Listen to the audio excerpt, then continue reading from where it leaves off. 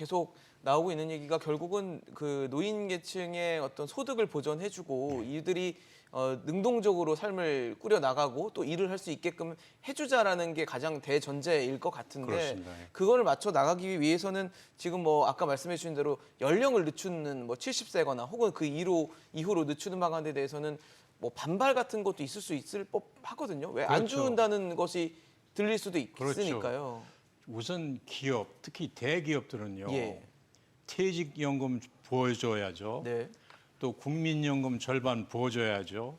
이런 그 엄청난 상태 속에서 그러면서 또 이 고령층에 대해서는 이제 차별적인 그러한 뭐랄까 그 사업의 기업의 그런 부류가 있는데요. 네. 저희가 보는 거는 이제 이건 제가 늘 가지고 다니는 네네. 겁니다. 설득하기 위해서 기업을 갈 때도 그렇게 네. 얘기하는데 결국 이제 지금의 퇴직해서 나오는 60년대생은 예. 아주 괜찮습니다. 아주 괜찮아요. 연금도 100만 원 이상 받고 네. 또 그동안에 선배 세대들이 겪은 걸 늘 봤고 지난 20년 동안 고령화, 노령화 하면서 이제 많이 학습이 됐거든요. 이런 상태 속에서 나오는데 저희가 제일 걱정하는 것은 이 베이비 부모 세대보다 먼저 프리부모 세대 그러니까 아직도 생존해 있는 30년대생, 예, 예. 40년대생 그리고 6.25 직전에 태어난 50년대생들은요 지금 헤매고 있습니다. 일자리도 안 주죠. 안 줍니다. 일자리 뭐 40년대생, 50년대생 이력서 써봤자예요.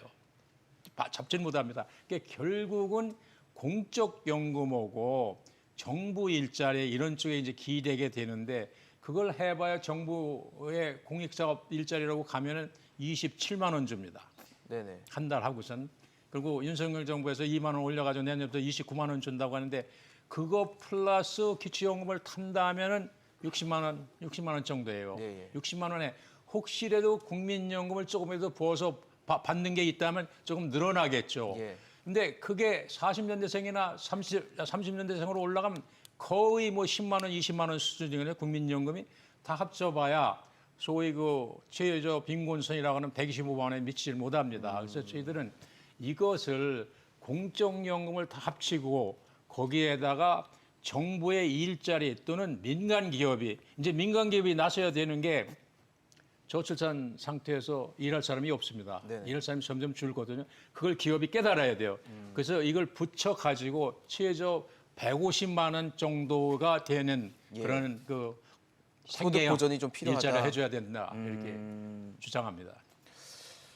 전 의원님 어떻습니까? 지금 사실 계속 말씀드리고 있지만 소득을 보전해주는 어떤 역할이 좀 필요한 상황인 건 맞는 것 같은데 이제 재원적인 한계도 있고 이러다 보니까 항상 충분하지가 않죠. 그래서 얘기가 나오는데 앞서 말씀드린 뭐 70세로 늦추지 않고 현재 65세라는 기준으로 가더라도 65세 이상에게 뭐 일을 한다면 고용보험에 가입을 할 수 있게 해준다든지 이런 어떤 제도적 장치가 좀 필요하다라는 지적도 있거든요. 어떻게 보십니까? 일단 제도의 성격을 보면 상당히 그것을 동시에 적용하기는 상당히 조금 어려운 상황에 있습니다. 연금이라는 것은 은퇴를 가정으로 하고 있습니다. 연금이라는 것은 일하는 동안에 기여를 하고 은퇴 이후에 그 저축한 것으로 자기의 연금을 생활을 받는 그런 제도이고요. 구직급여는 내가 일할 의사가 있고 노력은 하지만 시장의 상황에서 일을 할 수 없기 때문에 일할 동안에 그 경우를 대비해서 조금씩 보험료를 내고 일하지 않는 동안에 그것들을 실업급여로 받게 되는데요. 그래서 65세 이상에 있어서는 사실은 이제 그런 일할 의지가 있고 이런 부분이 있는 지에 대한 논란이 여전히 있는 것이 사실입니다. 그래서 그 제도는 그 제도의 목적에 따라 두되 예. 다만 말씀하신 우리가 대전제로 말씀하신 것이 빈곤 상황에 계신 분들에 대해서는 국가가 어떤 형태로도 최우선적으로 책임을 져야 된다. 그런 차원에서 저는 제도를 접근해 볼 수 있다고 보고요.